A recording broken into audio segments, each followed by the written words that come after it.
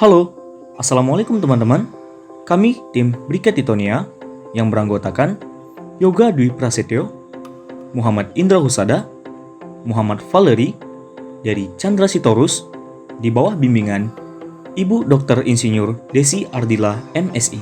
Pada video kali ini, kami akan menjelaskan tahap-tahap pembuatan briket hijau Titonia diversifolia sebagai inovasi baru pupuk organik padat untuk mempercepat perakaran pada bibit kelapa sawit. Sebelum kami masuki pada tahap pembuatan, terlebih dahulu kami akan menjelaskan apa itu briket Titonia. Briket Titonia adalah inovasi baru pupuk organik padat yang dapat mengubah sifat fisik maupun biologis pada tanah dan juga dapat memenuhi unsur hara makro dan mikro yang dibutuhkan oleh tanaman.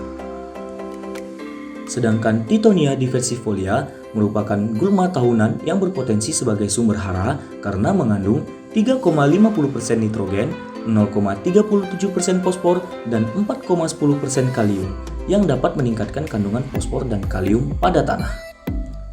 Di samping itu, Titonia diversifolia dapat berfungsi sebagai bioakumulator logam berat, sedangkan pada kotoran kambing mengandung 1,15% natrium, 0,47% fosfor, 1,46% kalium, 0,7% natrium, 0,4% P2O, dan 0,25% K2O. Diringkup dari jurnal-jurnal yang ada, Titonia diversifolia memiliki 2,7% natrium, 0,14% fosfor, dan 4,2% kalsium, magnesium, dan unsur zinc. Hal ini menunjukkan bahwa kandungan hara Titonia diversifolia dapat disetarakan dengan kandungan hara dalam kotoran kambing. Keunggulan lain dari tanaman ini adalah dapat tumbuh baik pada tanah yang kurang subur, guys. Nah, selanjutnya mari kita masuki pada tahap pembuatan. Tahap yang pertama, mempersiapkan bahan baku utama, yaitu Titonia diversifolia. Kemudian, dilakukan proses pencacahan tumbuhan Titonia diversifolia menjadi ukuran kecil-kecil. Lalu, proses penjemuran dari hasil pencacahan tumbuhan Titonia diversifolia di bawah sinar matahari hingga mengering ya guys. Hasil yang sudah mengering dihaluskan, lalu dilakukan pencampuran dengan kotoran kambing berdasarkan takaran yang sesuai dengan banyaknya tumbuhan Titonia. Lalu, jangan lupa diaduk secara merata ya. Setelah itu, tuangkan EM4 sesuai dengan takaran yang diperlukan ke dalam campuran cacahan Titonia yang telah mengering dengan kotoran kambing. Lalu, diaduk secara merata. Hal ini berguna untuk membantu proses dekomposisi pada tumbuhan Titonia dan kotoran kambing.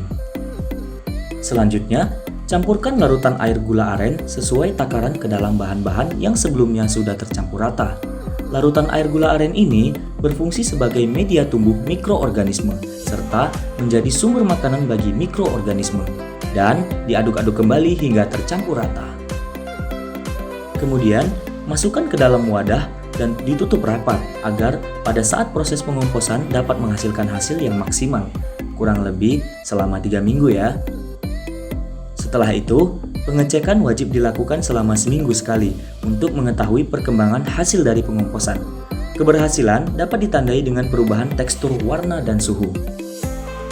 Langkah selanjutnya, kompos yang telah jadi siap untuk direkat dan dilapisi menggunakan lem kanji agar dapat dibentuk sesuai dengan cetakan. Lalu, setelah terbentuk sesuai dengan cetakan, sesegera mungkin dikering anginkan hingga mengeras agar siap untuk dikemas lalu dipasarkan dan diaplikasikan. Terima kasih.